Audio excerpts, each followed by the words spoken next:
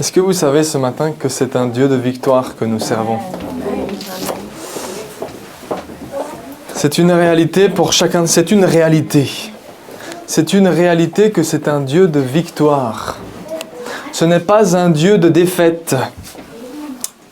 Amen. Il est un Dieu victorieux, nous l'avons chanté. Il est le Dieu de mon salut.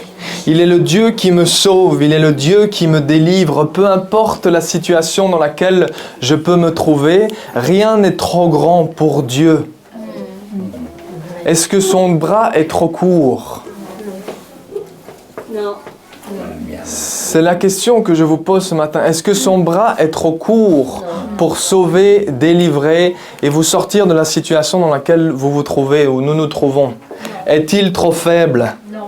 Ou est-il un Dieu victorieux? Le Dieu tout-puissant, ça a été chanté, El Shaddai. El Shaddai, c'est un terme hébreu qui veut dire Dieu tout-puissant. Il est le Dieu tout-puissant. Et le Dieu que nous servons aujourd'hui, et le Dieu pour lequel nous nous rassemblons aujourd'hui, c'est le Dieu tout-puissant, un Dieu qui triomphe et qui est dans la victoire, amen, et qui désire que son peuple, c'est-à-dire chacun d'entre vous ici présent assis, qui avait reconnu Jésus comme étant votre sauveur, vous l'avez reconnu comme Jésus, il est mon salut, il est ma délivrance, eh bien pour ceux qui ont ouvert leur cœur à Dieu et qui ont dit à Jésus, entre dans ma vie parce que j'ai besoin d'être sauvé, parce que j'ai besoin d'être délivré, je n'y arrive pas tout seul. Je ne m'en sors pas tout seul. Je suis surmonté par les difficultés. Eh bien, c'est vers le Dieu de victoire que nous nous tournons. C'est vers le Dieu tout-puissant que nous nous tournons. Amen. Le Dieu, pas n'importe quel Dieu, parce qu'il n'y en a qu'un, c'est le Dieu créateur du ciel et de la terre. Il est le Dieu tout-puissant qui a tout créé et rien ni personne n'est plus grand que lui. Amen. C'est un Dieu de victoire. Et cette victoire, même cette croix, c'est une croix de victoire. C'est ce qui a été annoncé la semaine passée. C'est une victoire. Mais le Dieu de victoire désire que son peuple soit également dans la victoire. Amen. Amen. Qu'il marche dans la victoire avec lui. Qu'il le suive dans la victoire. Amen. Amen. Alors Seigneur, ce matin, te remercier. Te remercier pour ta parole, te remercier pour ta grandeur, te remercier pour ta bonté. Seigneur, nous élevons nos voix vers toi, parce que tu es le Dieu tout-puissant. Vous êtes d'accord avec moi? Tu es le Dieu tout-puissant.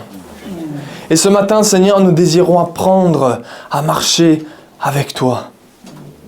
Ce matin, Seigneur, nous désirons être dans la victoire, pas être malheureux. Amen. Mais nous désirons être heureux. Est-ce que vous êtes d'accord avec moi? Nous désirons être heureux, Seigneur. Dites-le avec moi. Nous désirons être heureux. Alors, Seigneur, merci pour ta parole aujourd'hui. Merci pour cette parole qui nous enseigne, qui nous apprend à marcher dans la victoire. Merci, Saint-Esprit, pour la manière dont tu interpelles les cœurs, la manière dont tu touches les cœurs encore ce matin, parce que tu es un grand Dieu, un Dieu puissant, un Dieu d'amour, un Dieu d'espérance. Heureux est le peuple de Dieu. Heureux est le peuple dont l'Éternel est le Dieu. Sois glorifié ce matin, Seigneur éternel. En effet, vous savez, le Seigneur est un Dieu de victoire. Et lorsque nous voyons la croix, humainement parlant, nous nous disons, mais qu'est-ce que c'est fous qui croient que parce qu'un homme est mort sur une croix il y a 2000 ans, eh bien, ils ont quoi que ce soit de spécial. Eh bien, cet homme qui a été pendu, crucifié sur cette croix, il est Dieu fait chair. Et il a permis à faire tomber tout ce qui nous rendait malheureux. Il a mis sous sa domination tout ce qui rendait malheureux. Et j'entends des grands mots dont on parle le diable, des grands mots dont on parle le péché, c'est-à-dire ne pas faire ce que Dieu veut. Tout cela, il l'a pris sur lui et parce qu'on n'avait pas fait ce que Dieu voulait, eh bien chacun d'entre nous ici présents étions supposés mourir. Mais Christ, Jésus est venu sur terre en disant non, je vais mourir à leur place par amour pour eux, afin qu'ils puissent connaître Dieu, afin qu'ils puissent prier et que Dieu les entende. et afin qu'ils soient heureux dans leur vie, et afin que sur leur front soit noté heureux, victorieux, et que le monde entier, tous ceux qui les entourent, voient, mais qu'est-ce qui se passe avec eux? Ils ont l'air de fous. Parce que même quand ça va pas, ils ont l'air de bien aller.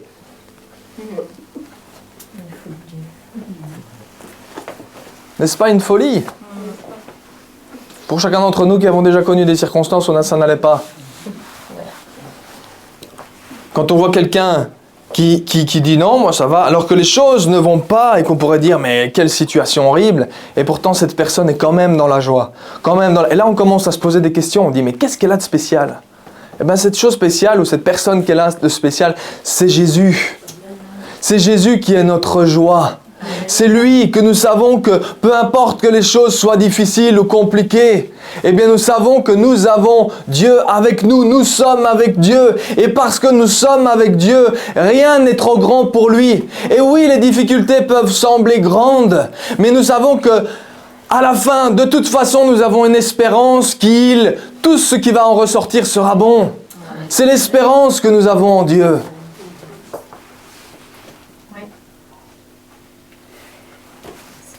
Parce que Christ est mort sur la croix. Quelle folie pour les hommes. Qu'un homme qui meurt sur la croix semble libérer tous les autres. Mais cet homme qui se trouvait sur la croix n'était pas n'importe quel homme. Il était Dieu fait chair. Dieu qui s'est mis sous notre forme afin de dire « Vous n'y arrivez pas tout seul, eh bien moi je viens afin d'être avec vous et surtout afin que vous soyez avec moi. » Et là-dedans, vous allez apprendre à remarcher. Vous allez apprendre à marcher non plus en étant des victimes de tout ce que vous vivez, mais en étant dans la victoire dans tout ce que vous vivez. En étant heureux, même si à nos yeux ça ne semble pas aller, vous allez quand même être heureux. C'est ça la victoire. C'est même quand ça semble pas aller aux yeux des hommes, on dit oui. Non, Dieu est avec nous. On sait qu'on a le plus grand avec nous. On sait qu'on a le plus fort avec nous. Alors effectivement, dans les faits, pour le moment, la situation est compliquée. Mais je sais que le plus grand est avec moi. Et j'ai cette espérance que de toute façon, eh bien, le plus grand qui est en moi a des plans, un avenir, un futur pour moi. Une espérance. Un avenir et une espérance. Dieu a des plans de bonheur pour chacun d'entre nous. Amen. Afin que vous soyez heureux. Dieu désire que vous soyez heureux et heureuses. Amen. Mais lorsque nous nous laissons accabler, écraser par les situations, soyons honnêtes, nous ne sommes pas heureux. C'est une réalité ou c'est pas une réalité? Je vous raconte des bêtises ou pas? Mathias, il dit que je raconte des bêtises. Mais non, bien sûr, quand on se laisse, mais entendez bien mon choix de parole, quand on se laisse écraser et accabler par les situations, parce qu'on pense qu'on est tout seul et qu'on est seul à y faire face, ou qu'en réalité, on est vraiment seul parce que Jésus n'est pas encore dans notre vie, eh bien oui, dans ces cas-là, on est écrasé par les difficultés, parce qu'on ne sait pas comment en sortir. Mais pourtant, Dieu désire que nous soyons heureux et Dieu désire que nous soyons dans la victoire, c'est-à-dire que nous ayons une attitude de victorieux malgré les difficultés. Que nous soyons réellement comme des soldats victorieux malgré le fait que peut-être dans ce que nous voyons, les choses ne vont pas. Et nous comprenons que c'est beaucoup plus un problème d'attitude, de mentalité, de position et de pensée là où nous sommes que la réalité des choses. Parce que le fait est que sur Terre, nous allons rencontrer des difficultés dans une situation ou une autre. Vous savez ce qui se passe quand on fuit les difficultés? Je vous laisse réfléchir au reste de la phrase. Vous savez ce qui se passe quand on fuit les difficultés?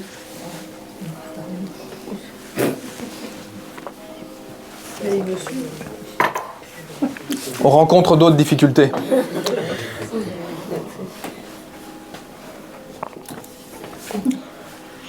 Dans un cas comme dans l'autre, Dieu n'a jamais promis qu'il n'y aurait pas de difficultés, que du contraire.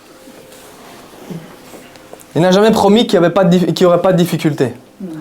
Par contre, il a promis qu'il serait avec nous. Et en étant avec nous, que nous allions avoir la victoire au travers de ces difficultés. Vous voyez, aujourd'hui, c'est la parade de Noël, là, demain, en face.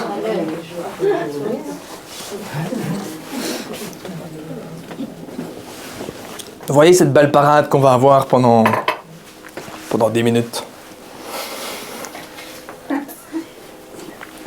10 minutes? Non, un peu plus quand même. Hein. J'exagère, allez. J'exagère. Allez, une bonne trentaine de minutes. Tout ce travail que ces personnes vont accomplir. Mais juste ici, devant la rue, toute la rue est bloquée d'ailleurs. Enfin, je ne suis pas encore sorti, donc je n'ai pas vu si la rue était bloquée, mais j'imagine qu'elle est presque bloquée. Il y aura effectivement cette parade avec ce cortège. Laissez-moi un peu vous poser la question. Savez-vous que vous aussi, vous vous trouvez dans un cortège?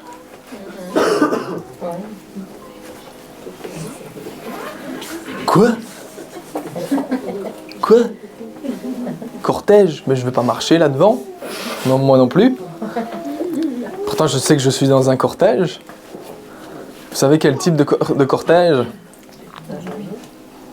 Un cortège de Noël? Non. Un cortège de Pâques? Non plus. Un cortège de fin d'année? Non plus. Un cortège triomphal. Un cortège triomphal, c'est ce que la parole de Dieu nous dit, la Bible nous dit, c'est que nous nous trouvons dans un cortège triomphal. Vous ne le saviez pas? Mais maintenant vous le savez. Voilà ce qui est écrit. Dans 2 Corinthiens chapitre 2 verset 14, il dit « Je ne puis que remercier Dieu. Il nous traîne toujours dans son cortège triomphal, par notre union avec Christ, et il se sert de nous pour répandre en tout lieu comme un parfum la connaissance de Christ. Oui, nous sommes pour Dieu comme le parfum de Christ parmi ceux qui sont sur la voie du salut et parmi ceux qui sont sur la voie de la perdition. Pour les uns, c'est une odeur de mort qui les mène à la mort, pour les autres, c'est une odeur de vie qui les conduit à la vie. » De quoi parle-t-il ? De quoi parle-t-il? Il parle de victoire. Il dit que chacun d'entre nous qui marchons dans la victoire avec Christ sont de ceux qui avons victoire gravée sur notre tête. C'est une image, hein, d'accord? Je ne vous dis pas d'aller faire un gravé victoire sur votre tête. Ils ont victoire gravée sur leur tête et tous ceux qui sont autour d'eux voient la différence. Et pour certains, ils vont accepter, accueillir ce que vous avez à leur dire, et d'autres ne vont pas l'accueillir, ne vont pas l'accepter. Mais quelle image est utilisée? L'image que l'apôtre Paul ici utilise lorsqu'il parle aux Corinthiens, mais c'est à nous qu'il parle aussi, que le Seigneur parle aussi aujourd'hui. Son cortège triomphal, certains d'entre vous, je suis sûr, avaient déjà vu des films ou lu des livres sur l'Antiquité romaine. C'est que toi. Ou c'est que moi, parce que j'aime bien l'histoire. Vous savez, l'histoire qu'on raconte sur Jules César qui est rentré de Gaule. Je savais que tu allais dire ça, Astérix et Obélix, je m'en doutais de ça. Qui rentre de Gaule, qui a conquis la Gaule, et qui revient à Rome. Comment revient-il? Eh bien, il revient à Rome, il laisse ses soldats en dehors de la ville, parce qu'il n'allait pas faire rentrer tous ses soldats dans la ville, mais il laisse ses soldats juste en dehors de la ville. Et voilà ce qui se passe. Et j'aimerais que vous imaginiez un petit peu la situation. Voilà la situation dans laquelle un général romain qui revient à Rome, il va marcher dans ce qu'ils appelaient, et c'est de là d'où vient le mot, triomphe. Il va marcher dans un triomphe. Et un triomphe, c'est quoi? C'est un général romain qui a conquis une terre en dehors de Rome, qui a rajouté des territoires à l'Empire romain et qui revient à Rome en tant que conquérant, en tant que victorieux. Et il revient à Rome, rentrant, lui, le général, sur son cheval, avec ses officiers qui le suivent. Et imaginez-vous la scène. Il rentre pas dans une petite ville. Rome, à l'époque, c'est pas une petite ville. Hein. Vous voyez Bruxelles aujourd'hui? Eh bien, c'est de la même taille. Et la ville entière... Vous voyez Bruxelles aujourd'hui? Vous avez déjà vu la quantité de personnes qu'il y a à Bruxelles? La ville entière va accueillir ce général. Imaginez-vous, la cohue, pas possible.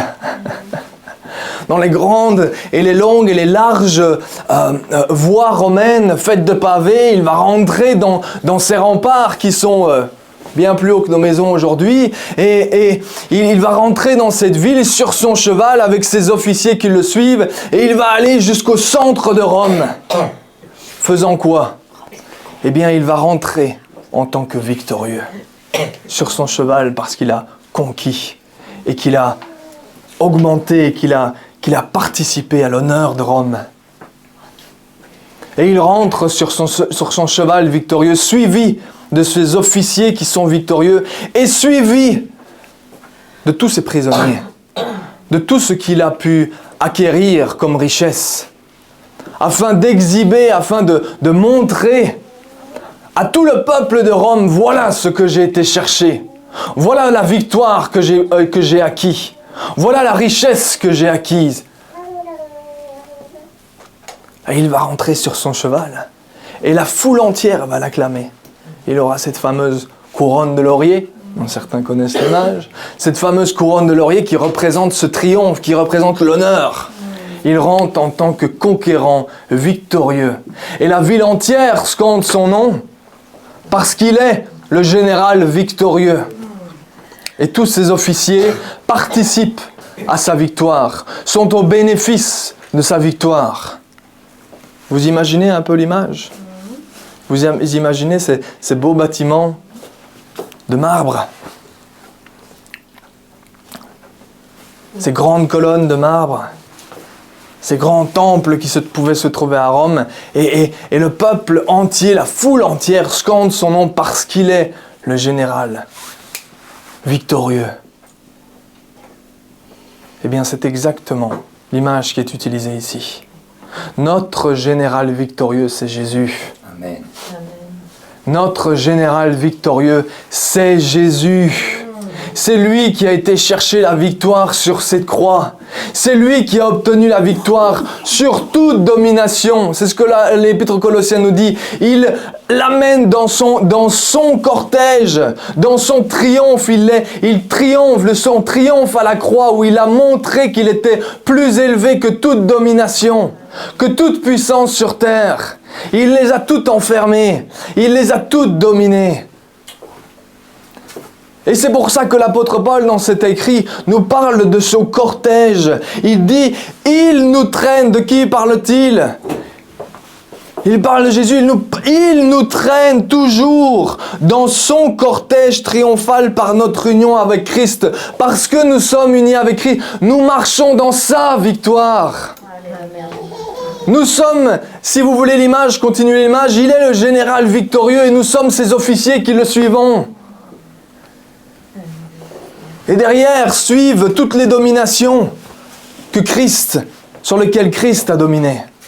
Toutes les puissances en disant « j'ai tout conquis ». J'ai tout vaincu. La Bible nous dit qu'il n'y a pas de plus grand nom sur terre et dans les cieux que le nom de Jésus. Amen. Pas un seul. Il est le roi victorieux. Et nous sommes amenés à marcher dans sa victoire. C'est pour cela que nous chantons ce matin. Il est le Dieu de mon salut. Il est le Dieu de ma délivrance. Heureux est le peuple dont l'Éternel est le Dieu. C'est un jour de joie et un jour de victoire. Oui, il y a la parade devant, mais nous sommes dans la réelle parade, dans le réel cortège. Le cortège triomphal de Christ. Le cortège triomphal que Christ, dont Christ est la tête. Vous vous imaginez l'image maintenant? Il est notre général victorieux. Et il est celui qui a tout vaincu. Et il désire que son peuple, vous et moi, ses enfants, les enfants de Dieu, soient également dans cette victoire. Dans toutes les situations, qu'ils soient dans la victoire, qu'ils marchent dans la victoire. La semaine passée, c'était la marche de l'enfant de Dieu. C'est cette marche de victoire. D'ailleurs, nous avons fini sur ce chant. Jour de joie, jour de victoire. Oui, oui. Oui, oui. Jour de joie, jour de victoire. Mais vous voyez le tout. Je vous disais tout à l'heure que le victorieux, c'est celui qui ne va pas se laisser écraser par la situation. Vous voulez une autre image? Le cortège est là. Le général, notre Seigneur Jésus, marche à la tête de ce cortège. Mais nous, n'étant pas conscients de cette victoire, marchons à côté, dans la foule. Ne comprenant même pas que notre place est dans le cortège avec lui. Est-ce que vous savez que votre place est dans le cortège avec lui? Dans toutes les situations, il a tout vaincu. Aucune situation, aucune circonstance n'est trop grande. Ce qui veut dire que lui a tout vaincu. Il a tout dominé. Et il nous dit, suis-moi dans le cortège. Ce qui veut dire, saisis, marche dans la victoire que je t'ai offerte. Apprends à marcher dans cette victoire que je t'ai offerte. Va chercher cette victoire et bats-toi afin d'être dans cette victoire et pas de te voir sur le côté du cortège en pensant « Ah, elle est belle la victoire de Jésus. Mais moi, j'ai pas grand-chose à voir avec. »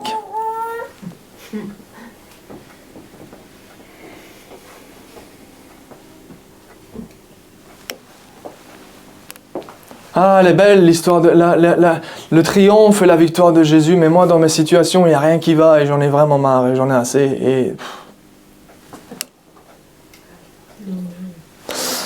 Vous voyez, il est écrit dans l'Ancien Testament, le prophète Osée au chapitre 4 et verset 6, va nous dire une chose importante, il va nous dire « Mon peuple, c'est Dieu qui parle, mon peuple est détruit parce qu'il lui manque la connaissance. » Je suis heureux quand je peux commencer à parler de la valeur de la parole de Dieu.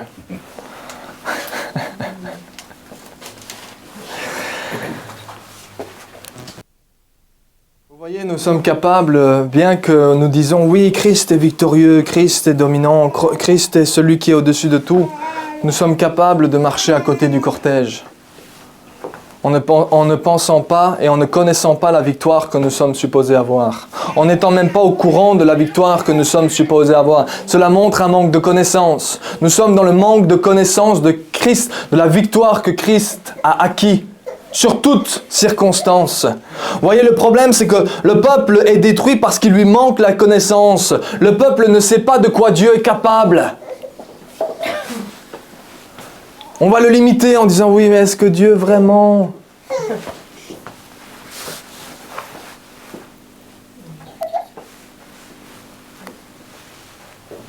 Ou est-ce que Dieu veut en fait? Parce que Dieu est capable, oui, ça je le crois, mais est-ce que Dieu veut vraiment venir m'aider? Donc je vais rester dans le côté du cortège parce que... Est-ce que Dieu est vraiment volontaire de venir m'aider? Est-ce que ma situation n'est pas trop désespérée pour lui? Et là, on reste dans le côté du cortège. Ne prenons pas conscience que notre place est dans le cortège. Vous voyez, le peuple est détruit parce qu'il lui manque la connaissance de ce dont Dieu est capable, de ce que Dieu veut, mais ils ne savent pas non plus, le peuple ne sait pas non plus qui il est. En tant qu'enfant de Dieu, vous êtes un peuple victorieux. Amen. Nous sommes un peuple victorieux. Mais nous sommes un peuple victorieux, mais si on ne sait pas sur quoi on a la victoire, on commence à avoir du mal au moment où on rencontre des difficultés. On ne sait pas ce sur quoi on a la victoire, on ne sait pas ce à quoi ça ressemble d'agir dans la victoire. Et on oublie de se battre et puis on dit « Ah ben oui, ça ne va pas, j'ai tel problème et tel problème, mais je vais rester chez moi bien tranquille. Parce que je vis ceci et je vis cela. » Et j'ai telle ou telle difficulté. On ne prend pas conscience que notre place est dans le cortège et dans la victoire. Pourquoi? Parce qu'on manque de connaissances.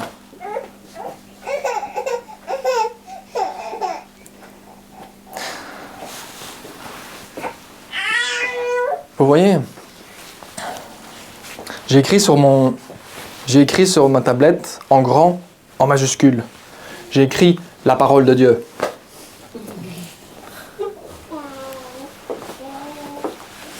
La parole de Dieu. Pourquoi la parole de Dieu?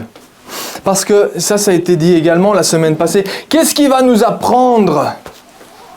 Qu'est-ce qui va nous apprendre qui est Dieu?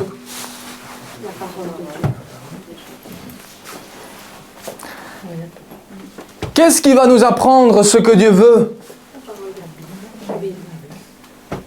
Qu'est-ce qui va nous apprendre qui nous sommes? Et qu'est-ce qui va nous apprendre quelle est la victoire que nous sommes supposés avoir sur toutes nos situations? Voilà. Vous voyez, c'est pas juste pour tanner les gens ou pour embêter les gens qu'on dit il est important de lire la parole de Dieu. La parole de Dieu, c'est la Bible, hein, d'accord? Si je ne me suis pas fait comprendre. La parole de Dieu, c'est la Bible. C'est pour ça qu'on peut... Je dis oui, parce que ce soit le jeudi, le vendredi, le dimanche, on en parle. À quel point il est important de lire cette parole. Est-ce que c'est obligé de lire la parole? Dites-moi un peu. Non.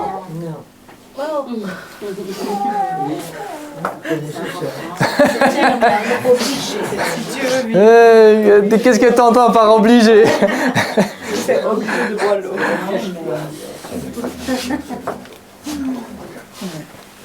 Donc, je répète. Est-ce qu'on est obligé de lire la parole de Dieu? Oui. Non. Est-ce qu'on est forcé de la lire? Non. Pas forcé. Mais de la même manière que l'air est important pour les poumons et l'eau est importante pour l'hydratation de notre corps, ou la nourriture pour le corps, merci Sagra, eh bien, la parole de Dieu est également nécessaire afin que nous comprenions qui est Dieu, ce qu'il veut, ce que nous sommes et quelle victoire nous avons en lui. Vous m'entendez? Nécessaire. Nécessaire afin de se trouver dans le cortège et pas en dehors. Elle est nécessaire afin de se trouver dans le cortège et pas en dehors. C'est pour ça qu'on tanne en disant « Mais oui, c'est important de lire la parole de Dieu ». C'est pour ça qu'en plein milieu de la Bible, vous ouvrez le psaume chapitre 119 et c'est le plus long chapitre de la Bible qui parle de quoi? La parole de Dieu. La beauté, la grandeur, l'importance de la parole de Dieu. Il n'y a pas de secret, hein?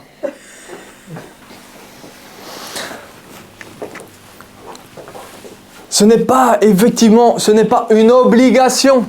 Mais si nous voulons réellement savoir comment faire face aux situations et dire « Oui, je veux être heureux », qui veut être heureux? Sagra, tu veux pas être heureuse? Si. Elle écrit en même temps. Qui veut être dans la victoire? Ben, les gars, lisez le manuel, hein? Lisez le manuel pour être dans la victoire. Il devrait peut-être être marqué. C'était quoi, Jacques? T'avais trouvé quoi? Le micro-ondes, c'est ça? La parabole du micro-ondes, le manuel du micro-ondes. Mais pourrait écrire sur la Bible, manuel de la victoire. Comment être dans la victoire en Christ. Vous voyez, ce sont des choses fondamentales qu'on répète, mais ce n'est pas tout de juste le dire. Oui, on insiste en disant il faut la lire. C'est important de la lire pour chacun d'entre nous afin de construire, de savoir que chacun d'entre nous ayons conscience de qui est Dieu, de ce qu'il veut, de ce que nous sommes, de la victoire que nous avons en lui, bien entendu. Mais lire pour lire, c'est pas non plus spécifiquement intéressant. Le principe, c'est pas juste de lire pour lire. Le principe, c'est de lire pour s'instruire. Le principe, c'est de lire pour apprendre. C'est lire pour apprendre de quoi? Lire pour apprendre d'un bouquin? Non. Lire pour apprendre ce que Dieu dit. Lire pour apprendre la vérité sur qui est Dieu. Lire pour apprendre la vérité sur ce qu'il veut, ce qu'il désire. Que nous soyons heureux. Lire pour apprendre que Dieu désire que nous soyons heureux. Lire pour apprendre comment être heureux. Lire pour apprendre comment être dans la victoire.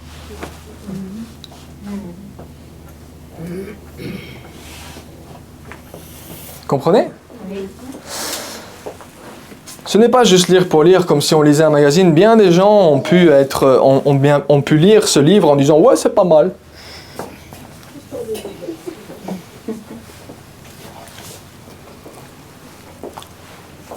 Mais la réalité, c'est que c'est l'outil que Dieu nous a donné afin d'apprendre de lui.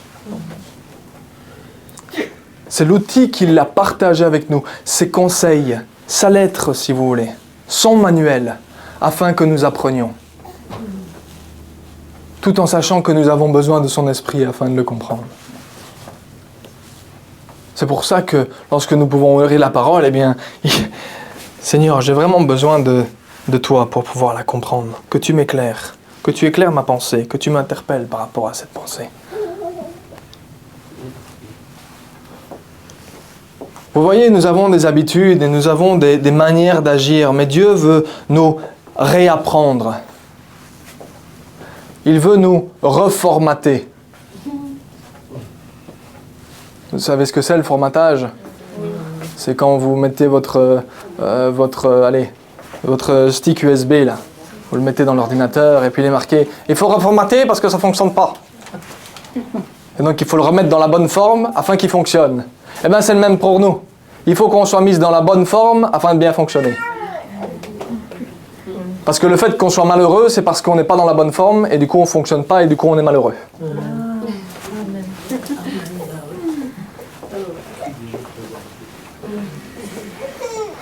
Je peux continuer à donner des images si vous voulez.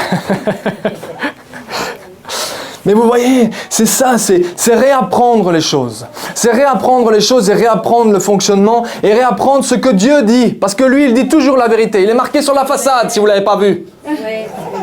Il est marqué, c'est moi, le chemin, la vérité et la vie. Il dit systématiquement la vérité. Et quand quelqu'un dit le contraire de ce que Dieu dit, c'est un menteur. C'est du mensonge en tout cas. Parce qu'il dit la vérité. Et lorsque nous suivons la vérité, nous nous rendons compte que nous devenons heureux. Parce que nous sommes reformatés, comme lui il veut. Et surtout, comme nous sommes supposés être formatés à la base.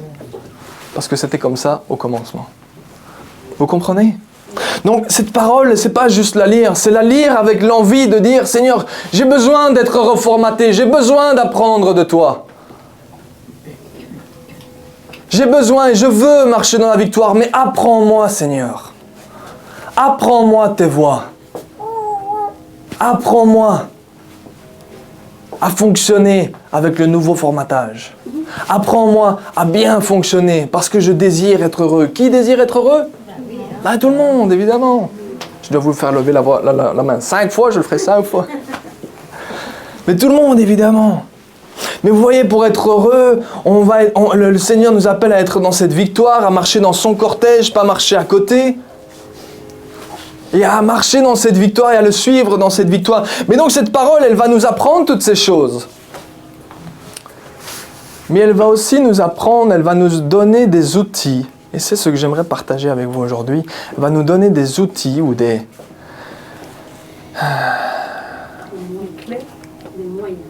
Oui, j'avais les clés, mais il y a un autre mot qui... Elle va nous apprendre les promesses que Dieu nous fait. Les promesses de victoire qu'il nous fait. Et en pouvant nous baser sur ces promesses de victoire, eh bien nous serons armés pour faire face à la situation. Afin de... J'ai encore oublié l'expression. Renverser la vapeur. Afin de renverser la vapeur, de passer d'un soldat victime des coups et des blessures à un soldat victorieux. C'est ça que Dieu veut. Il ne veut pas d'un soldat qui marche à côté de son cortège et qui est malheureux et qui est une victime de toutes les situations, mais il veut des soldats qui soient dans le cortège avec lui, heureux de vivre, victorieux et armés. Oui. La parole de Dieu est à la fois un outil d'enseignement pour chacun d'entre nous, mais elle est aussi une arme mise dans nos mains quand on sait comment l'utiliser. La parole de Dieu nous dit, cette Bible justement nous dit, Hébreux 4, 12, en effet, la parole de Dieu, elle est vivante. Elle est efficace, plus tranchante que toute épée à 2 tranchants, pénétrante jusqu'à séparer âme et esprit, jointure et moelle. Elle juge les sentiments et les pensées du cœur. C'est cette parole qui va nous montrer la différence entre ce qui vient de nous et ce qui vient de lui. C'est cette parole qui va nous éclairer sur comment être dans le cortège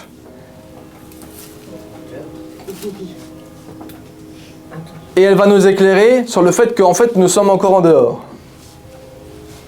Est-ce que vous suivez mon image? Donc elle va nous éclairer en nous montrant là, dans la situation que t'es malheureux parce que telle et telle situation, t'es en dehors du cortège de victoire. Voilà ce qu'il faut faire pour y re-rentrer. Elle va faire la différence entre nos sentiments, entre ce qui vient du cœur et ce qui vient de l'esprit, ce qui vient de Dieu. Et elle va partager avec nous la pensée de Dieu. Et on l'a appris la semaine passée, la pensée de Dieu est bien au-dessus des nôtres. Nos pensées ne sont pas ses pensées. Vous comprenez? Donc lorsque nous sommes malheureux, c'est parce que nous sommes dans nos pensées. Parce que nous sommes limités à nos pensées et nous n'avons pas la pensée de Dieu. Une fois que nous avons la pensée de Dieu et que nous la mettons en application et que nous équipons de cette pensée, eh bien nous allons être capables de faire face à la situation en tant que victorieux, en tant qu'homme ou femme, homme victorieux ou femme victorieuse. Vous comprenez ? Vous voyez, oui, cette parole, elle nous apprend, mais elle est aussi une arme. Et elle a besoin d'être utilisée comme arme. On n'a pas toujours conscience, lorsqu'on lit cette parole, et lorsqu'on la lit avec un cœur vraiment disposé, un cœur qui est désireux d'apprendre, eh bien on ne prend pas conscience ce que Dieu est en train de faire à l'intérieur de nous.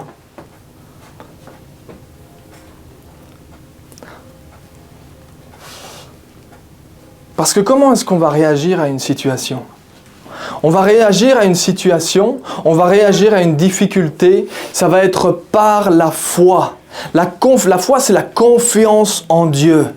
Et cette confiance en Dieu, c'est en ayant confiance dans ce que Dieu dit, que nous allons pouvoir être victorieux dans notre situation. En ayant confiance, nous allons pouvoir agir différemment. Ou en tout cas, nous allons faire face à la situation avec une nouvelle mentalité, avec une nouvelle pensée. Avec une pensée qui dit, oui, j'ai confiance en toi, Seigneur. Je ne suis plus tout seul, je ne suis plus écrasé, mais je suis avec toi et tu es avec moi. Vous voyez, cette parole, oui, elle va nous apprendre, mais elle va aussi être utilisée pour contre-attaquer. Elle va être utilisée pour... J'ai encore oublié l'expression. Renverser la vapeur. Je l'oublie systématiquement, celle-là. Renverser la vapeur face à nos situations. Pourquoi? Parce qu'il y a des situations où on va se laisser écraser et on va faire face à la difficulté. On va pas savoir quoi faire. On va pas savoir sur quoi se baser pour dire, mais oui, ça va mieux en fait. Mais pourquoi? Mais je sais pas. Mais il faut que ça aille mieux parce que je veux que ça aille mieux. Mais souvent, c'est pas la situation qui va changer. C'est nous qui devons changer. Amen. C'est pas spécifiquement la difficulté qui doit sauter. C'est nous qui devons avoir une nouvelle approche quand on fait face à cette difficulté.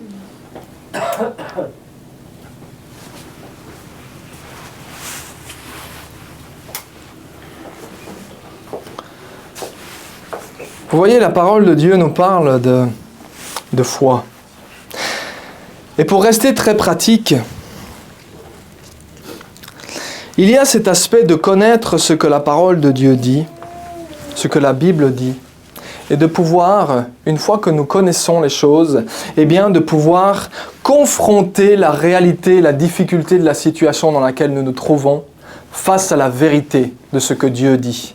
Et lorsque nous allons nous baser sur la vérité de ce que Dieu dit, la foi est là, et à ce moment-là, notre mentalité est différente, notre position est différente, nous allons renverser la vapeur, j'ai encore failli l'oublier, renverser la vapeur, et nous allons contre-attaquer en étant dans cette position de victoire.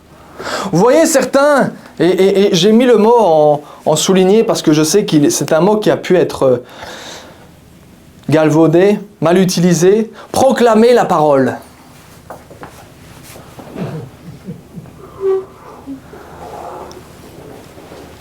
Vous voyez, il y en a qui vont dire « Je proclame telle chose sur ma situation ».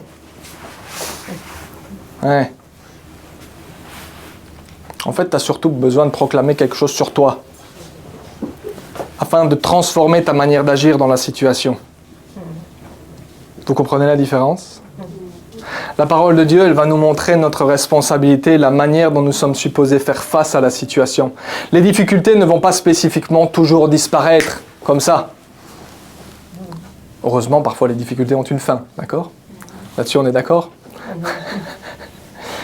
Mais le tout, c'est de pouvoir utiliser la parole de Dieu comme une épée afin de faire face à la difficulté d'une autre manière. Afin de faire face à la difficulté en étant victorieux, en sachant ce que Dieu promet. C'est pour ça que j'ai parlé des promesses tout à l'heure. Et en pouvant dire, oui, je sais que c'est ça la vérité. Et je sais que grâce à ça, ma difficulté, lorsque je vais me retrouver devant cette difficulté, eh bien ma mentalité va être différente. Et j'aurai une mentalité de victorieux et de combattant et pas de victime qui me laisse écraser.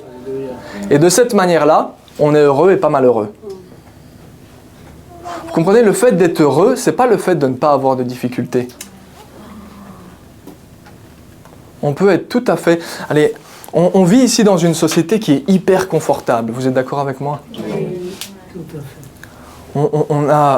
On a à peine besoin de se soucier de choses, de l'eau, de l'électricité, de la lumière, du chauffage. Et dans certains pays, il leur manque tout ça. Nous sommes dans une société qui est hyper confortable. Mais est-ce que vous croyez systématiquement que nous sommes plus heureux que les gens qui se trouvent dans les grosses difficultés sur toutes leurs nécessités? Non. Eh ben non. Parfois, oserais-je dire même souvent, les gens qui sont les plus pauvres seront les plus heureux. C'est bizarre, mais c'est comme ça. Ce qui veut dire que la quantité de difficultés que nous avons, ce n'est pas ça qui va déterminer si nous sommes heureux ou pas. Ce n'est pas ça qui va déterminer si nous sommes victorieux ou pas. Ce qui va déterminer si nous sommes heureux ou victorieux, c'est surtout la mentalité que nous avons. La pensée que nous avons. L'attitude que nous avons. Le victorieux, c'est celui, même quand il est dans les pieds dans la boue, il sait qu'il est dans la victoire. C'est une image que j'ai utilisée il y a très très longtemps, les premières semaines où j'étais ici à l'église. Tu te souviens? L'histoire du coq qui a les pieds dans la boue. Si je me souviens bien de l'expression, c'est l'histoire du coq wallon. Qui dit, le coq wallon, même quand il a les pieds dans la boue, il continue à chanter. Et quoi?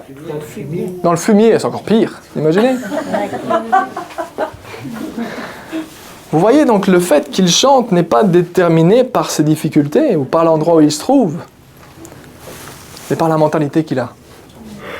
Et ce que le Seigneur veut pour son peuple, c'est que le peuple apprenne ce qu'est sa victoire, la victoire qu'il a obtenue, et qu'il sorte de la position de victime qui se laisse écraser par les situations, mais qui renverse la vapeur, cette fois-ci je l'avais, qui renverse la vapeur et qui rentre dans un état de « oui, c'est difficile, et alors ?»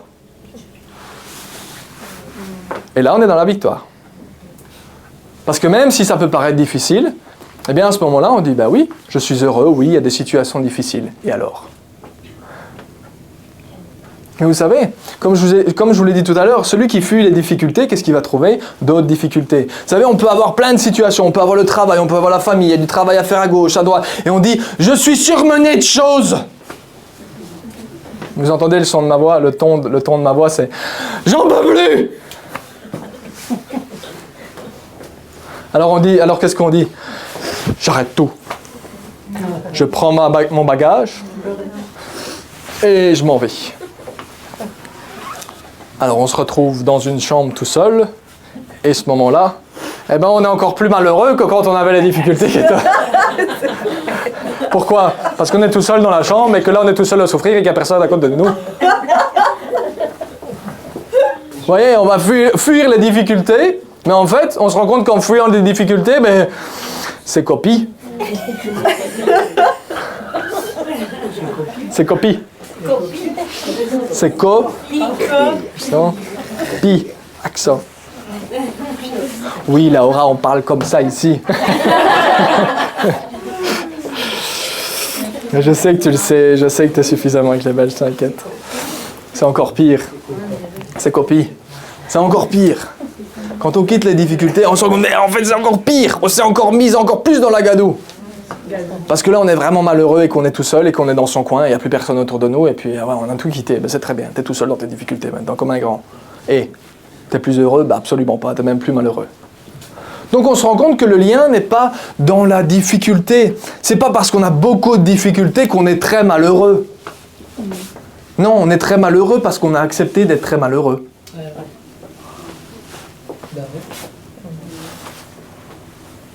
Ou alors qu'on ne nous a pas encore présenté la solution. Ah oui. Je suis là pour vous dire qu'il y a une solution. Ah, N'est-ce pas? Alléluia. Mais oui, il y en a une solution. C'est pour ça que je vous dis que vous êtes victorieux depuis tantôt. Et ça va, je le répète, c'est la 25e fois que je le répète. Vous voyez, cette parole, elle va créer en nous une nouvelle attitude, que vous le vouliez, enfin, parce que vous le voulez. Parce que vous le voulez. Elle va créer en nous cette nouvelle attitude. Elle va faire naître en nous cette nouvelle pensée. C'est en connaissant la parole de Dieu, et j'ai pas dit, vous allez me dire, ouais, mais tu t'es gentil, toi, de me dire que je dois connaître la parole de Dieu, mais il y a beaucoup de choses à retenir, hein. Il y a beaucoup de pages. Il y a beaucoup de versets. Dites-moi un peu, quand vous rentrez dans votre voiture et que vous la démarrez, vous vous souvenez encore comment vous faites ou vous le faites par habitude? Il y a un jour où vous avez dû apprendre. On est d'accord. À ce moment-là, ça semblait être beaucoup. Mais maintenant, ben on rentre, tac, tac, tac, tac. Puis on change de vitesse, on ne sait même plus vraiment expliquer. Quand on doit l'enseigner à quelqu'un, on se dit, mais comment est-ce que je fais? Attends, 2 secondes. Attends, je dois réfléchir. Qu'est-ce que je fais déjà? Pourquoi? Parce qu'on est tellement, on s'est tellement ancré là-dedans, on s'est tellement habitué à cette chose, on l'a tellement utilisé que c'est devenu naturel. Quelqu'un qui n'a plus conduit une voiture depuis des années, il revient dans une voiture, tac, tac, tac, il redémarre et on fait « Ah, ben c'est comme le vélo, ça ne se perd pas. » N'est-ce pas? C'est le même principe. Eh bien, la parole de Dieu, c'est le même principe. Il y a juste à savoir de l'apprendre. Apprendre à l'utiliser, apprendre à l'apprendre et passer du temps afin de, effectivement, trouver les outils nécessaires. Mais quand les outils sont là, eh bien, nous allons apprendre à nous habituer à faire face aux situations avec les outils qu'elle nous donne. Avec les promesses qu'elle nous donne. Avec la vérité qui sort de la bouche de Dieu et qui dit « Voilà la vérité, maintenant fonde-toi là-dessus et ta mentalité va changer. » C'est ce qu'il est écrit dans Romains chapitre 10, verset 17. Il dit « Ainsi la foi vient de ce qu'on entend, et ce qu'on entend vient de la parole de Dieu. » Cette parole, lorsqu'on va la connaître et pouvoir la parler également, mais la parler à nous-mêmes aussi, que ce soit dans notre pensée ou que ce soit oralement, peu importe comment vous voulez le faire. Mais lorsque nous allons déclarer cette parole, parce que nous savons que c'est la vérité, nous allons nous baser dessus. Alors je ne vous dis pas il faut réciter une prière, je ne vous dis pas qu'il faut que c'est, comment est-ce que je peux dire, une formule magique. Parce qu'il y en a qui l'ont fait dans l'extrême inverse et qui ont dit, quand ils se trouvaient dans une situation compliquée, ils ont dit « Je vais me dépêcher. Je vais dire 10 fois le Notre Père. Notre Père que je suis, que ton nom soit sanctifié, que ton règne vienne. » C'est pas ça. C'est de savoir quel est le bon équipement pour répondre à la bonne situation. Et lorsque nous apprenons cela, alors on l'apprend, il y en a certains, on est d'accord, hein, il y en a certains qu'on apprend tout seul en lisant la parole de Dieu, on fait « Ah ouais, j'avais pas compris ça, maintenant je sais sur quoi me baser. » Et il y en a d'autres, parce qu'on n'a pas la science infuse, hein, et qu'on apprend d'autres personnes qui vont nous dire « Attends, tu sais pas comment faire face à la situation. » C'est pour ça qu'on a des entretiens, entre autres, hein, parce que dans les entretiens, on dit « Ben oui, tu sais pas, ben ok, regarde, on va t'éclairer, on va t'apprendre. » Dans les entretiens, on va dire « Voilà, ce que la parole de Dieu dit, maintenant, mets ça en pratique. » Ah ben je savais pas. Ah ben maintenant tu sais. Et parce que tu sais, ta position change. Parce que tu sais et que tu le mets en pratique en te basant sur cette vérité, eh bien, tu vas dire « Ah ben oui !» Vous savez, c'est ce moment où plusieurs fois on peut... Mais on le fait nous-mêmes, hein. Je sais que je le fais quand je lis la parole de Dieu, parfois tout seul, et puis je fais « Ah ben oui !» C'est pas faux. C'est vrai. Mais c'est pareil dans les entretiens, parfois on peut avoir un entretien avec quelqu'un, et dans le visage de la personne, on voit le « Ah bah oui !» C'est aussi simple que ça? Ben oui, c'est aussi simple que ça. Ah oui. Ah ben d'accord, ben je vais aller faire alors. Ok, d'accord. Merci beaucoup. À la semaine prochaine. T'as vu, je l'ai quand même dit. Hein. Vous voyez, donc la parole de Dieu va être tout à la fois nous apprendre qui est Dieu, ce qu'il veut, ce que nous sommes, mais il va nous apprendre cette victoire. Et il va nous apprendre comment faire face aux situations, afin d'être dans la victoire. Amen. Vous comprenez ce que je suis en train de partager avec vous? Ce que j'essaye de partager avec vous? Tu essayes. Merci Jacques. Vous voyez, je pense que ce serait intéressant, et je l'ai noté pour chacun d'entre nous. Ronnie a dû se dire, mais il y a beaucoup de versets aujourd'hui. Mais effectivement, de pouvoir prendre des cas pratiques. Je ne sais pas si ça va vous concerner ou pas, très certainement, parce que ça nous concerne à peu près tous. Je sais que chacun de ceux que j'ai pris, il me concerne moi, donc je suis certain que je ne suis pas seul dans le club. Mais tout ça pour dire que il y a des cas bien pratiques où parfois nous sommes esselés, nous sommes seuls et nous sommes perdus face à la situation. Et il y a vraiment des moments où je peux vous dire, je me rappelais d'un exemple que j'avais vécu quand j'étais aux États-Unis, où je devais repartir. J'étais aux États-Unis et j'étais tout seul, on n'était pas encore mariés avec Isabelle à ce moment-là. J'étais dans ma chambre là-bas, tout seul, et je devais prendre l'avion. Et je ne sais pas pourquoi, j'étais terrorisé. Pourtant, je l'avais déjà pris plusieurs fois. Hein. Mais j'étais vraiment... J'avais déjà fait un aller-retour une fois, j'avais déjà refait un aller. Donc, et j'étais juste...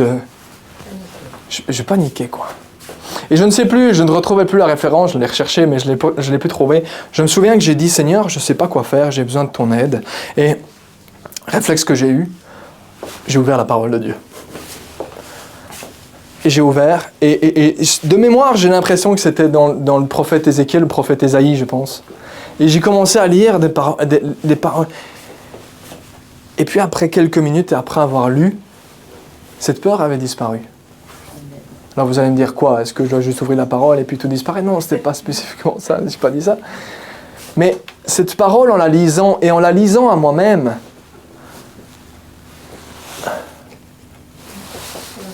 qu'est-ce qu'elle a fait?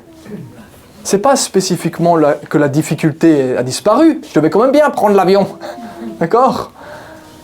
Mais c'est que, en lisant cette parole, ma foi s'est manifestée. Ma foi a pris de l'ampleur, si vous voulez. Et à ce moment-là, j'ai dit, mais oui, Seigneur, je te fais confiance. Pourquoi aurais-je peur?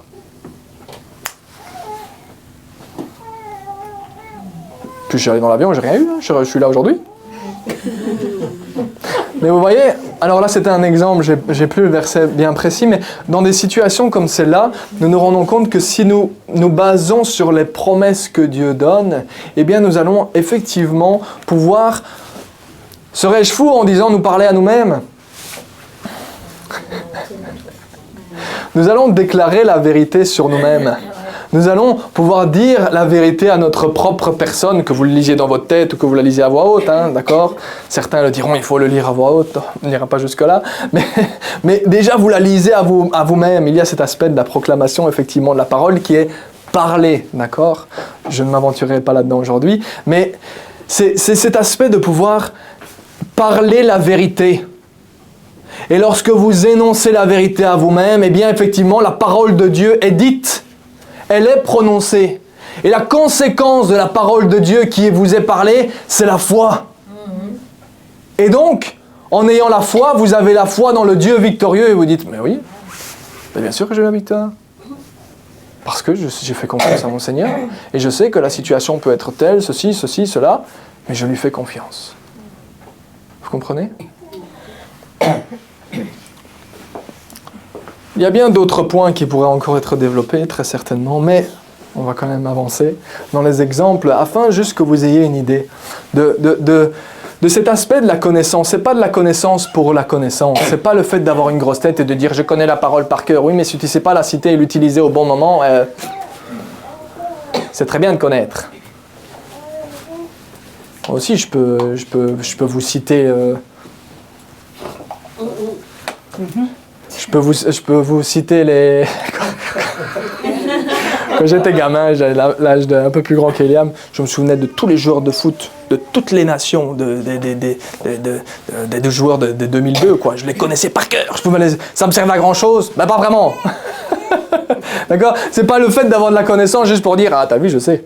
Non, c'est pas ça.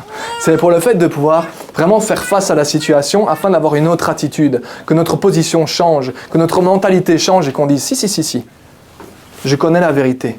Et voilà, je suis dans la victoire et je vais faire face à la situation. Amen. Amen. Dans les cas où je sais que ça peut nous arriver, j'ai un premier exemple, c'est dans le cadre de... Certains d'entre nous, ou même moi, on pourrait tomber dans des situations où on pourrait craindre, c'est un exemple, d'accord ? On pourrait craindre pour nos finances. Ça vous est jamais arrivé ? Non.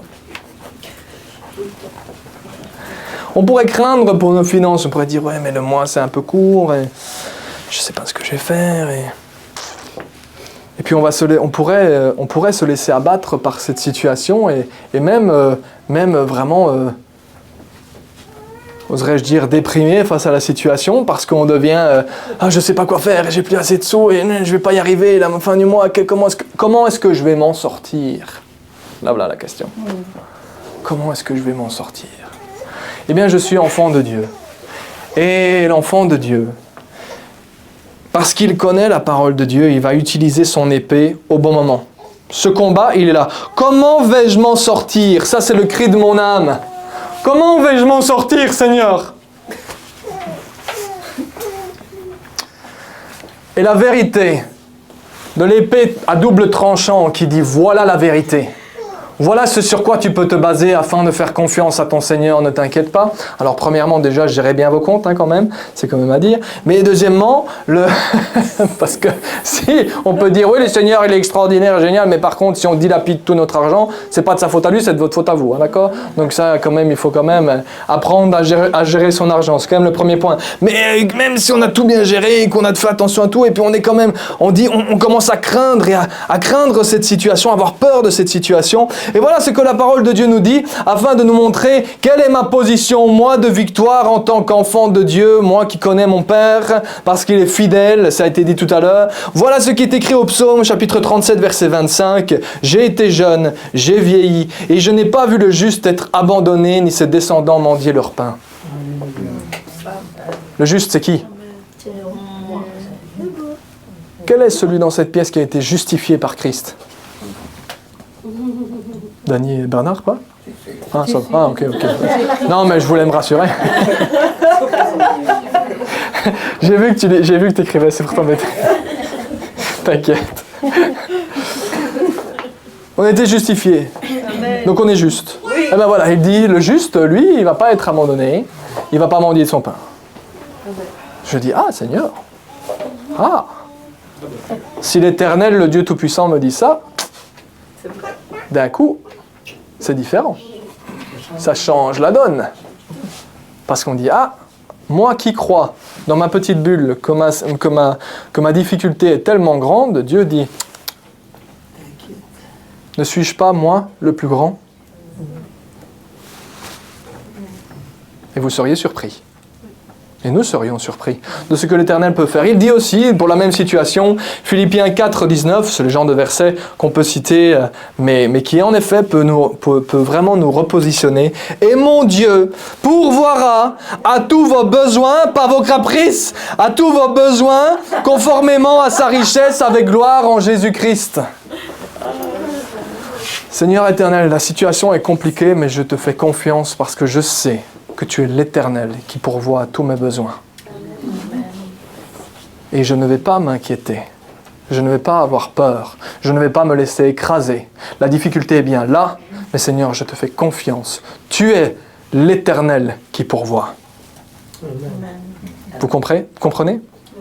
D'un coup, la situation change. La difficulté ne change pas. La situation ne change pas. On est bien d'accord, hein ? Mais nous positionnons en tant que victorieux. Je suis avec le roi des rois, le Seigneur des seigneurs. Je marche à ses côtés, je suis dans son cortège. Il est le roi victorieux, je suis dans la victoire. Il pourvoira mes besoins, je ne crains rien. Amen. Vous savez, dans d'autres situations, un autre exemple, nous pouvons avoir peur face à certaines situations qui pourraient être intimidantes. Vous me croyez pas, ça m'arrive. Je peux me trouver dans des situations où rien que le fait de me dire dimanche matin, j'ai le micro, qu'est-ce que Seigneur, qu'est-ce que c'est bien fait, hein. Comment on va faire? Seigneur.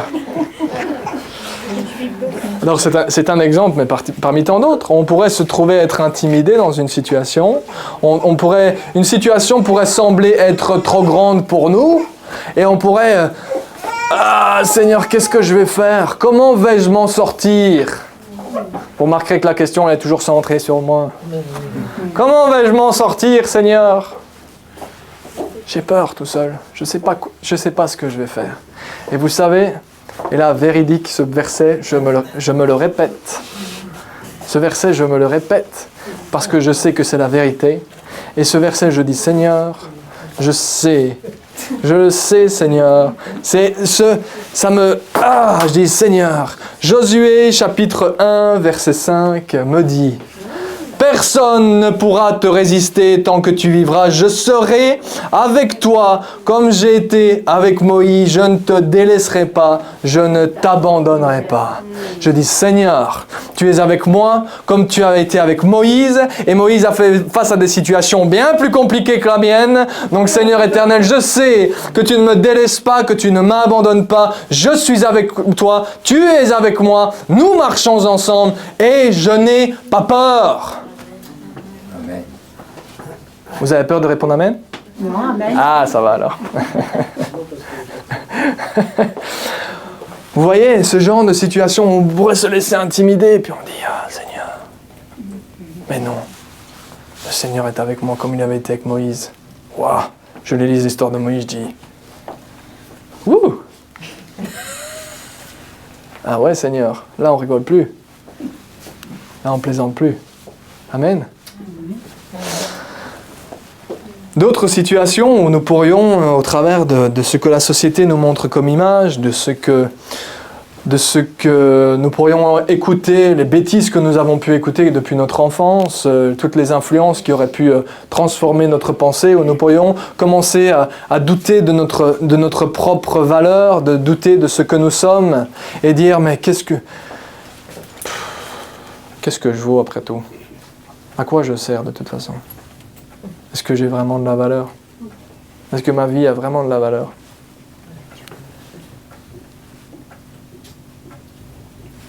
Et puis on dit, Psaume chapitre 139, verset 14. Seigneur, je te loue de ce que je suis une créature si merveilleuse. Tes œuvres sont admirables et je le reconnais bien. Il est écrit également que, alors que je n'existais pas encore, que j'étais qu'une masse informe et vide, le Seigneur me connaissait déjà. Ses yeux étaient déjà sur moi. Avant même que je sois dans le ventre de ma mère, il me connaissait. Et là on dit, ah ouais, Seigneur, merci Seigneur. D'autres manières, nous pourrions, comme ça a été expliqué il y a quelques semaines, nous pourrions nous laisser écrasé par les situations, écrasé par... on s'est levé avec difficulté, on est de mauvaise humeur, ou on dit « Oh, je ne sais pas pourquoi, aujourd'hui ça ne va pas ». Mais ce verset nous a été partagé, alors il est partagé et il est utilisé d'une manière un poil différente parce qu'il parle sur notre propre âme. Mais c'est le même, ce principe est le même, d'utiliser la vérité afin de se replacer dans une position de victoire, de dire « Mon âme, pourquoi gémis-tu au-dedans de moi ?» Vous comprenez? On va utiliser Dieu afin de se repositionner. Et enfin, un dernier exemple pour aujourd'hui.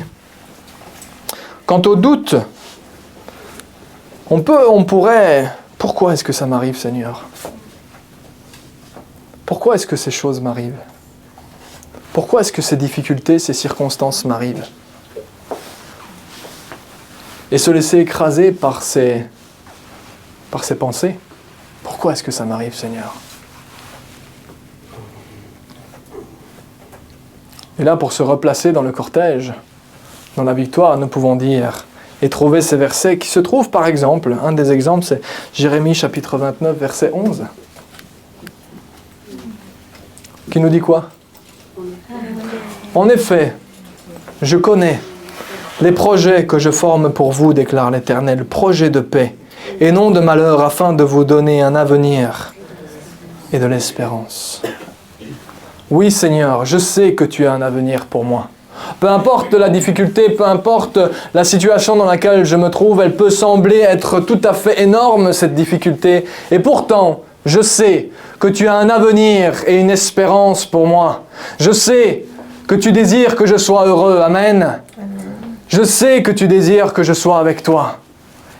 Et je sais, effectivement, Romains 8, 28, du reste, nous savons que tout, fallait que je la lise, nous savons que tout contribue au bien de ceux qui aiment Dieu, de ceux qui sont appelés conformément à son plan. Vous savez, nous pouvons vivre des situations, on pourrait se dire, mais de quoi est-ce qu'il parle? Est-ce qu'il y a des situations? Il y a peut-être des situations dans ce que je viens de citer qui vous parlent, certainement. Il y a des situations que j'ai pu vivre, même au travail, où parfois nous ne nous rappelons pas spécifiquement d'un verset. Mais il y a parfois des histoires qui peuvent nous marquer dans la parole de Dieu. Des exemples qui peuvent nous marquer dans la parole de Dieu et qui vont nous montrer une attitude, une manière de marcher afin de savoir comment être dans la victoire. Vous voulez savoir un devrais-je dire, héros dans la Bible? Premier qui me répond, l'apôtre Paul. J'ai dit non, pas de bol, pas aujourd'hui. Il y a une histoire et je pense qu'elle est tout à fait, je sais qu'elle est tout à fait reliée à ce verset-là. C'est l'histoire de Joseph. C'est une histoire qui, depuis que je suis tout jeune, j'ai toujours aimé cette histoire-là et j'ai toujours aimé l'attitude de Joseph dans ces circonstances. Il se fait attrapé par ses frères, il se fait vendre en tant qu'esclave alors qu'il est pourtant héritier d'une personne qui a beaucoup de possessions, un riche homme. Il se fait vendre en tant qu'esclave, il tombe au plus bas de la société et dans la situation dans laquelle il se trouve, il arrive quand même toujours à en ressortir le mieux.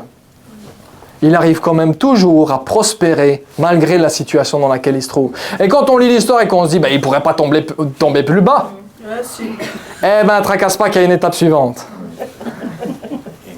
Et puis là, alors qu'il est esclave et qu'il finalement il continue sa marche, il continue son attitude, c'est vraiment ce verset-là, c'est que tout concourt au bien de ceux qui aiment Dieu. Il continue sa marche, il commence à prospérer en tant qu'esclave, il commence à pouvoir gérer les possessions de Potiphar, et puis à ce moment-là, il se fait avoir par la femme de Potiphar qui essaye d'avoir des relations avec lui, il dit certainement pas. Il fuit, et en fuyant ce qui est, en faisant la bonne chose, ce qui plaît à Dieu, il se fait avoir quand même. Et là on dit, il ne pourrait pas tomber plus bas. Bien sûr que si. Potiphar lui dit, arrêtez, tu finis en prison.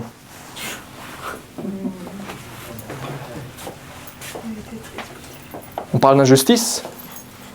Il finit en prison, il n'a rien fait. Dans tout ce qu'il fait, il fait que du bien. Dans tout ce qu'il fait, systématiquement, il prospère, il fait fonctionner, il fait prospérer ses maîtres. Il dit, mais... Alors on pourrait dire, mais Seigneur, qu'est-ce qui m'arrive? Mais non, même en prison, on voit les deux prisonniers, les deux serviteurs du Pharaon qui reviennent vers lui, et puis il partage encore avec eux. Le don, il le partage avec eux. Il partage le don que l'Éternel lui a donné de pouvoir interpréter les rêves. Et puis il leur dit juste, quand vous revenez vers le Pharaon, surtout ne m'oubliez pas. Parlez à Pharaon. Le serviteur, il revient près du Pharaon, il l'oublie pendant des années. Je dis, mais c'est pas possible, ils le font exprès. Une dent contre lui. Et il continue. Et puis le moment où c'est le moment, il passe du plus bas au plus haut. De la position la plus basse, au fin fond, en tant qu'esclave, au fin fond d'une prison, il finit comme étant celui qui prend soin de toutes les richesses d'Égypte. Il dit, mais qu'est-ce que c'est que ça? Eh bien, toute chose concourt au bien de ceux qui aiment Dieu. Malgré la difficulté de la situation, il a continué sa marche. Il a persévéré. Et dans bien des situations, non pas que je me récite spécifiquement les versets, mais je me rappelle tout de même souvent cette histoire où je dis, Seigneur, oui, peu importe les difficultés, continue à marcher. Continue à marcher dans ce que le Seigneur veut. Et oui, peu importe la difficulté, aussi grande qu'elle puisse sembler pour toi, toute chose concourt au bien de ceux qui aiment Dieu. Ça nous donne l'espérance, au travers même des choses les plus compliquées, les choses les plus difficiles, les plus grandes difficultés qu'on peut vivre, Dieu va en faire ressortir quelque chose de grand et quelque chose de bon. C'est d'ailleurs la conclusion de l'histoire de Joseph, et c'est là-dessus que Joseph, c'est la manière dont il explique ce qui s'est passé à ses frères. Le mal que vous avez voulu faire, Dieu l'a transformé. Enfin bon, pour votre bien. Vous comprenez? Donc il y a une espérance qui se crée. Une espérance en disant, oui, la difficulté est peut-être grande, mais Seigneur, je continue à marcher avec toi, je ne me laisse pas accabler, je reste dans ton cortège victorieux. Et en restant dans ton cortège victorieux, à ce moment-là, je reste dans la victoire. Amen. C'est cela que le Seigneur désire pour nous, c'est que nous nous saisissions. Et vous voyez, vous comprenez maintenant quand je vous parle de connaître la parole de Dieu. J'ai juste cité quelques exemples. Mais lorsque nous faisons face à une situation, quel va être notre réflexe? Dites-moi, quel va être notre réflexe? Nous accabler et pleurer sur notre sort? Ou dire, je ne sais pas comment faire face à la situation. Seigneur, montre-moi. Montre-moi comment je peux passer de la victime à la victoire. Et parfois, ça va passer au travers d'un verset que nous allons lire, que nous allons saisir, nous allons le garder, nous allons le conserver, et nous allons, à chaque fois que notre pensée va dire « Oui, mais pourquoi ?» On va citer ce verset-là en citant la vérité, en disant « Non, ça c'est la vérité de l'Éternel, je me tiens dans la victoire. » Mais parfois, ça va passer aussi en demandant un coup de main au pasteur et au responsable en disant « Qu'est-ce que je peux faire dans cette situation-là ?» Et puis, les responsables vont juste pouvoir guider en partageant ce qu'eux ont appris. Comprenez? Nous n'avons rien. Qu'avons-nous que nous n'avons reçu? Vous comprenez? Donc c'est ça que Dieu veut. Ce qu'il veut, c'est qu'il soit marqué. Comprenez-moi bien et entendez-moi bien. Ce que Dieu veut, c'est qu'il soit marqué victoire sur votre front. Pas victime. Victoire. Parce qu'en étant victorieux dans toutes vos situations, les gens autour de vous vont se demander quoi? Ils vont se poser des questions. Ils vont dire, mais qu'est-ce qui se passe avec ces fous-là? Bien que les choses ne vont pas, ils ont quand même l'air d'aller. C'est quoi leur secret? Et c'est à ce moment-là qu'on parle de Jésus. Et qu'on dit, tu sais c'est quoi mon secret? J'ai le Dieu créateur du ciel et de la terre avec moi. Tout ce que j'ai fait, c'est dire, Jésus, j'ai besoin de ton aide. J'ai reconnu qu'effectivement, tout seul, j'y arrivais pas. J'ai reconnu que c'était compliqué tout seul. Mais j'ai dit, Jésus, j'ai besoin de ton aide. S'il te plaît, je te demande pardon pour mon passé. Maintenant, j'ai besoin de toi, besoin que tu m'enseignes, besoin que tu rentres dans ma vie. Entre dans mon cœur, Seigneur Jésus. C'est tout ce que j'ai fait. Et à ce moment-là, j'ai invité Jésus à me conseiller et à me montrer comment être heureux dans toutes les situations. L'homme victorieux ou la femme victorieuse, c'est celle qui est heureux ou heureuse malgré les difficultés. Amen. Amen. C'est comme cela que vous allez briller. Amen. C'est de cette manière-là que dans le cortège triomphal, nous allons être un parfum de connaissance de l'Éternel pour ceux qui sont autour de nous. Vous comprenez l'image? Le parfum, à l'époque, c'était l'encens qui était répandu. Eh bien, dans la victoire que nous avons et que nous représentons et que nous avons dans toutes les difficultés que nous vivons, nous allons être comme un parfum et les gens vont sentir la différence. Ils vont dire, mais qu'est-ce qu'il y a avec toi? Tu sais qui? Jésus. C'est ça, ce qu'il y a de spécial avec moi. Rien d'autre. Nada. Nothing. Vous n'avez pas une autre langue? Rien. Rien, rien. Rien ni personne, si ce n'est Jésus. Jésus, c'est lui. C'est lui qui me rend victorieux. Amen. Amen. Est-ce que vous pouvez dire avec moi, oui, nous sommes dans la victoire en Christ? Oui, nous sommes dans la victoire en Christ. Allez, on se remet.